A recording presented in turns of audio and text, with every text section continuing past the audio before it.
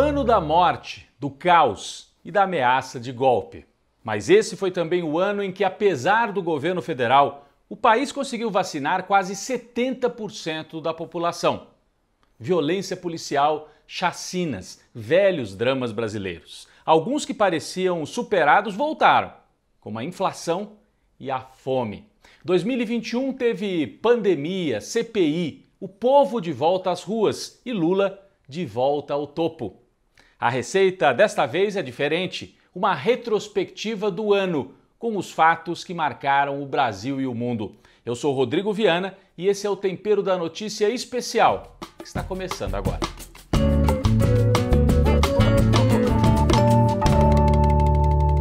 2021 vai ficar marcado como o ano terrível em que o Brasil ultrapassou a marca de 600 mil mortos pela pandemia de Covid-19.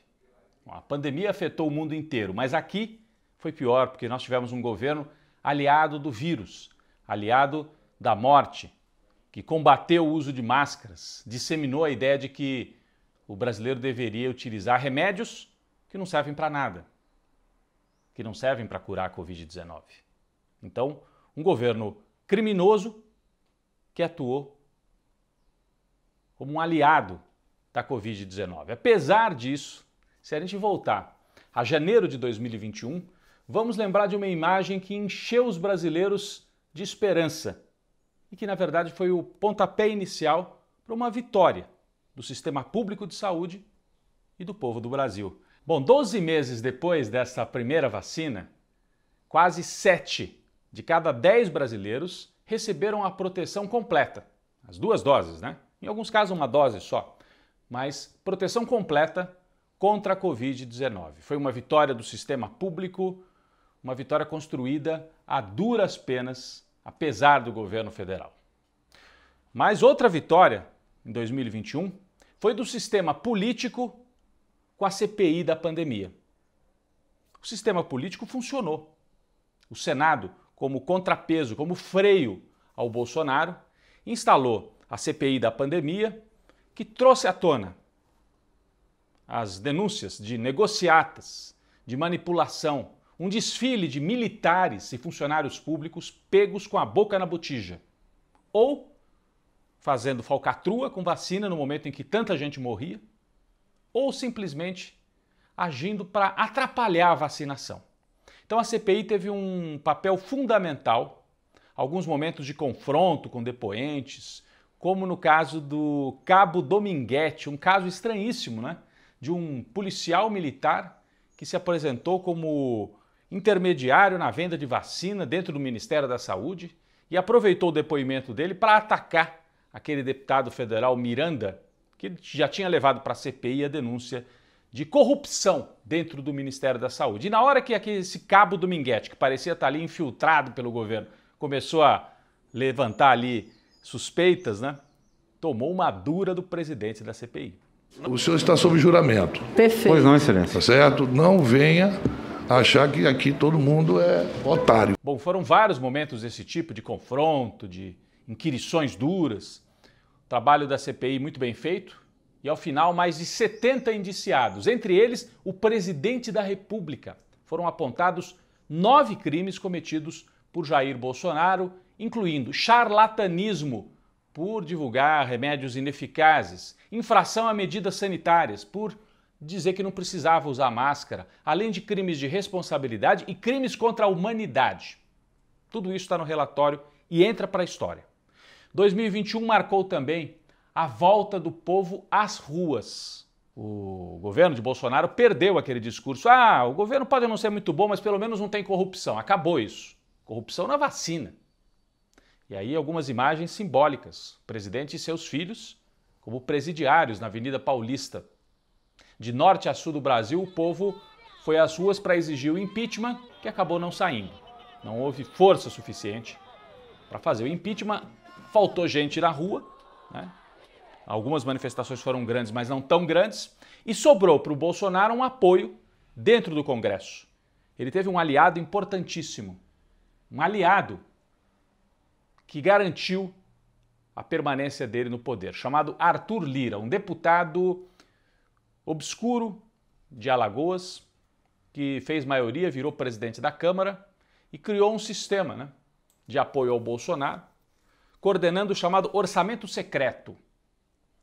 Todo deputado tem direito de indicar emendas ao orçamento federal, dizendo onde é que pode aplicar o dinheiro. Só que o Arthur Lira levou isso para um terreno perigosíssimo. Uma parte das emendas são secretas. O deputado combina com o relator e não aparece o nome dele. E com isso, a compra de votos de forma informal. O Bolsonaro chegou a prometer em setembro que daria um golpe. Você se lembra? Foi o momento mais tenso de 2021. De 6 para 7 de setembro, manifestações principalmente em Brasília e em São Paulo. Os bolsonaristas foram para a rua pedindo o fechamento do STF, que foi o tribunal que colocou freios no Bolsonaro. Ameaçaram cercar, invadir o STF. Depois houve um recuo nos dias seguintes e o Bolsonaro percebeu que não tinha forças para dar o golpe.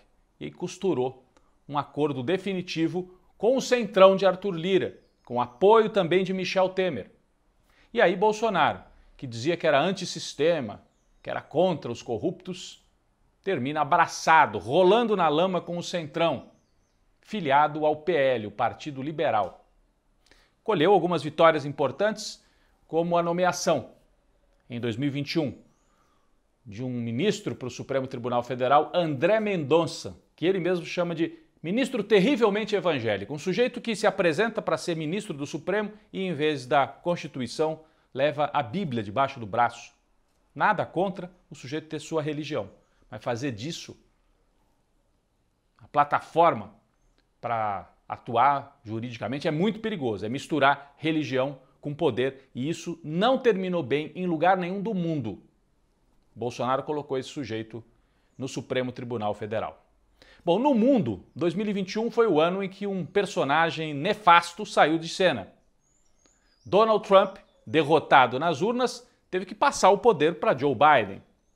Mas se a gente voltar lá para o começo de 2021, vamos lembrar das cenas. A turma do Trump não aceitou a derrota.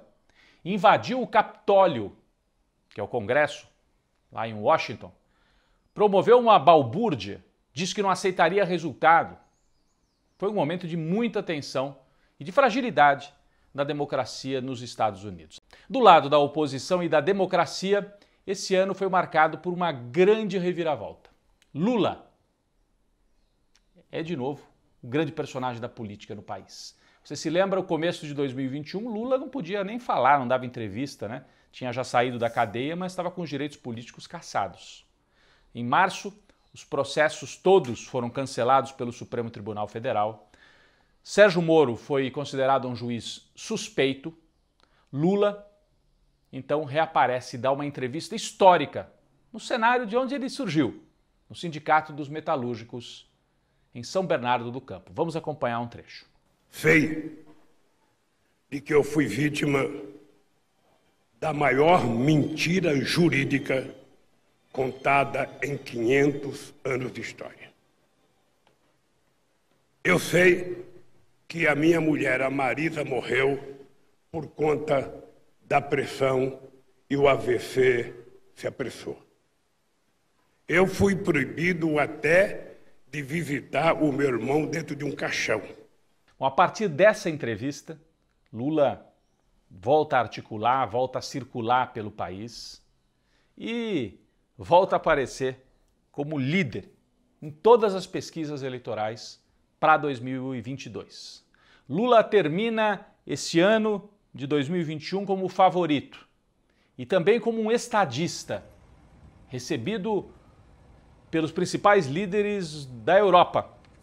Depois do giro na Europa, uma viagem marcante aqui para o nosso vizinho, na Argentina. O ex-presidente Lula foi recebido pelo presidente Fernandes, pela vice, que é grande líder do peronismo argentino, Cristina Kirchner.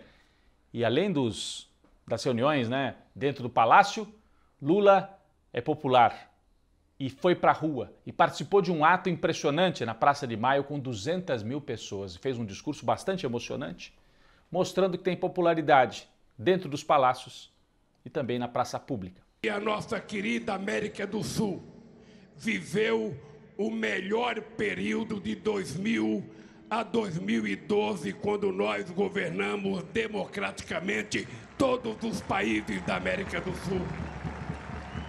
Quando nós outros expulsamos a ALCA e firmamos o Mercosul. Bom, se 2021 foi o ano do retorno de Lula, outros personagens vivem um momento difícil. Moro se lançou candidato. Bom, ele sempre foi político. Fingia que era juiz, mas era um político. Agora, oficialmente, candidato a presidente, mas não decola nas pesquisas. Outro, Dória, do PSDB, ganhou as prévias, a disputa, mas o PSDB é um partido fragilizado. É como se o Dória tivesse ganho, mas não tivesse levado, porque o partido está se desfazendo. Geraldo Alckmin, nome histórico do PSDB, sai do partido e dá a entender que pode fazer uma aliança com Lula. Por fim, Ciro Gomes termina de forma melancólica, não só porque oscilou muito no discurso, atacou os antigos companheiros aí de esquerda e a Polícia Federal ainda bateu na porta dele, né? Aliás, uma operação muito estranha, parece ter sido encomendada contra Ciro Gomes. De qualquer maneira, ele sai fragilizado de 2021, um ano em que os direitos humanos também saem muito fragilizados aqui no Brasil.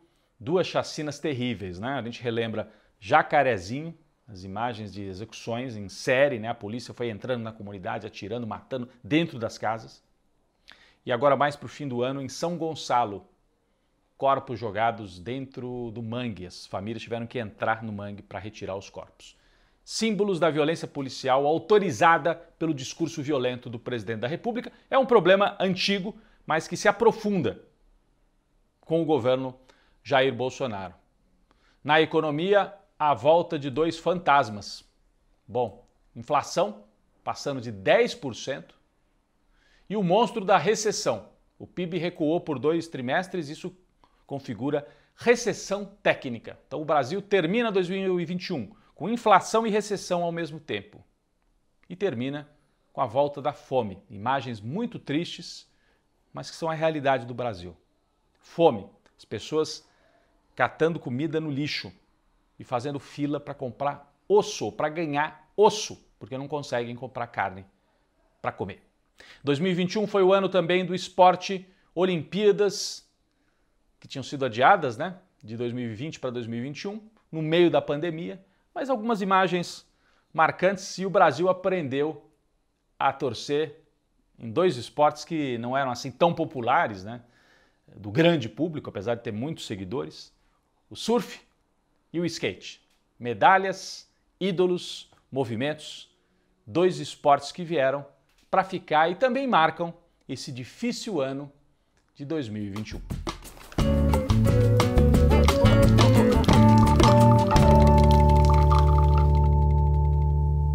Bom, para fechar o ano, um cafezinho para personalidades brasileiras que nos trazem esperança e que se destacaram em 2021. Primeiro, Fernanda Montenegro, a dama do teatro e da televisão, da dramaturgia do Brasil. Fernanda Montenegro e Gilberto Gil, gênio da música, poeta, os dois indicados para a Academia Brasileira de Letras. O reconhecimento da academia fundada por Machado de Assis para dois grandes nomes das artes no Brasil. Fernanda Montenegro e Gilberto Gil, que foi ministro da Cultura, mas que é principalmente um poeta do povo. Nosso cafezinho também para um outro gênio brasileiro, que faria 100 anos em 2021. Paulo Freire, da pedagogia do oprimido. Ensinava a ler e escrever, ensinava também a pensar de forma crítica. Então, nosso cafezinho para o grande Paulo Freire, que virou um símbolo da extrema-direita, um símbolo do que eles querem destruir. E ele é um símbolo do que nós podemos reconstruir no Brasil. Reconstruir com a solidariedade de outro grande brasileiro, Padre Júlio Lancelotti. Para ele também o nosso cafezinho. Padre Júlio simbolizou em 2021 a necessidade de solidariedade num momento tão difícil, cuidando das pessoas de rua, né? Distribuindo comida, roupa. E não foi o único, felizmente. Nosso cafezinho também para todas e todos que ajudaram a construir redes de solidariedade, com cozinhas comunitárias, distribuição de alimentos por todo o Brasil, isso aconteceu. Gestos de solidariedade, que ao lado desses outros personagens que eu destaquei aqui, nos trazem esperança num ano tão difícil. Que Gilberto Gil, Fernanda Montenegro, Paulo Freire, Júlio Lancelotti, todas e todos que lutaram contra a fome, contra a opressão e contra a desigualdade, nos ajudem e nos iluminem em 2022. Um cafezinho para todos eles.